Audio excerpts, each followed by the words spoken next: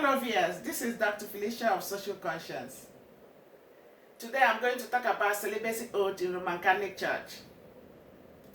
The sexual scandals that have shaken the foundations of Roman Catholic Church for decades now, and the brave admission from Pope Francis about the sexual abuse of power by those entrusted with holy service of God, indicated that the time has come for the Church to revisit the celibacy oath of the Roman Catholic Church.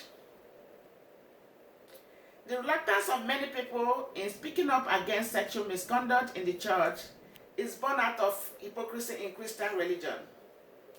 When someone is brave enough to speak out against the egregious abuse of power by those in the high places against the victims of sexual abuse in the Church, the self-righteous indignation of some people will lead them to protect the perpetrators of abuse and attack the person speaking out against the very secrets of sexual abuse in Catholic Church.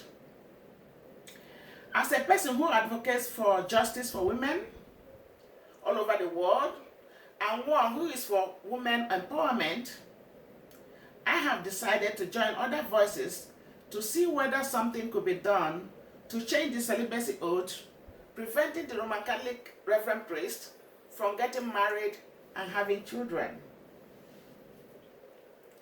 Recently, Pope Francis openly admitted to sexual misconduct in the Church against nuns in India, Kenya, Italy, and other countries in the world. The Pope's admission of the truth was broadcasted in American Conservative and Women Church magazine. You can Google it and read up the details for yourself. For years, the Roman Catholic Church has been besieged with sexual scandals, leading to millions of dollars being spent on settlement of many cases against the Church in the Western world. The huge amount of money spent on settling the sexual cases outside the court have drained the financial coffers of the Roman Catholic Church and has in some cases bankrupted some churches, leading to their permanent closure, all because of so many sexual scandals brought against former or current priests of the church. Now, my main reason for producing this particular video is to call on the Pope to revisit the Roman Catholic celibacy oath requirements. The celibacy oath requires the Roman Catholic priests not to be married and have children. The time has come for the present Pope, Pope Francis, to put an end to this age-long tradition and practice of not allowing Roman Catholic priests to get married. This overly strict oath of celibacy was one of the reasons why some people in those days broke away and formed the Church of England, an Anglican church, where the ordained priests were allowed to marry and have children. There are so many reasons why the Roman Catholic priests should be allowed to get married, but I cannot go through all of them right now. Apart from the fact that Roman Catholic priests have God-made biological needs, marriage will help minimize, if not stop, the sexual abuse and scandals in the church. Marriage will help the priest to stay focused in the service of God, rather than being distracted and tempted by the lure of many beautiful women around them. Furthermore, as it is now, we all know that we have much fewer men in the world compared to women. It is bad enough that some men are in prison, some are being killed in the army during the war, some fire service men are dying in the course of their duty, some men are turning into gay, and priests in Catholic Church are not allowed to marry. When all these men are subtracted from the male population, who are the ones going to marry our daughters and sisters? It is sad to see that some families have 4 to 6 grown-up beautiful girls who have graduated from colleges and universities, but they could not find any eligible men to marry.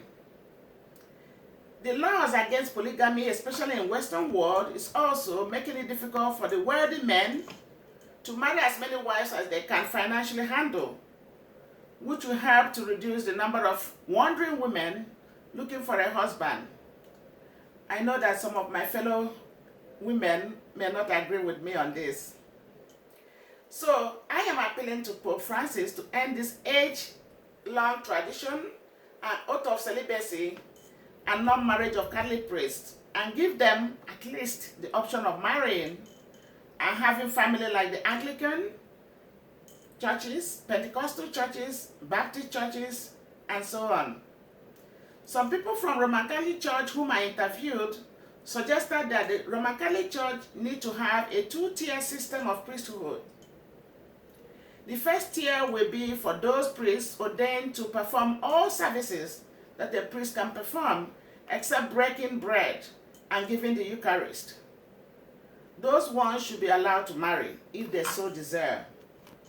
The second tier will be the Holy Ghost Reverend Fathers, who should continue with the oath of celibacy. Before I conclude, I have to digress now. Before I conclude, I would like to use this medium to appeal to Pope Francis to intervene on the fate of Christians in Nigeria, using his revered power in speaking to the International Human Rights Organization and other Christian bodies to put a pressure on Nigerian government to put an end to the killings of Christians in some parts of northern Nigeria and especially in the southeast Nigeria. Back to celibacy oath. Viewers, what do you think? Should the Roman Catholic churches end the celibacy oath in its entirety, or should they give priests the option to marry or not to marry? Thanks for watching. Please remember to watch me on my YouTube channel, like me on Facebook, and follow me on my Instagram. Thank you, and bye-bye.